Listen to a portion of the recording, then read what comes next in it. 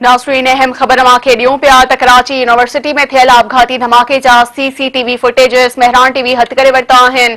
Footages में ॾिसी सघिजे थो त हिकु औरत यूनिवर्सिटी अंदर बीठल आहे, जेका चीनी शहरनि जी गाड़ी वेझो ईंदे ई गाड़ी तरफ़ वधी रही आहे।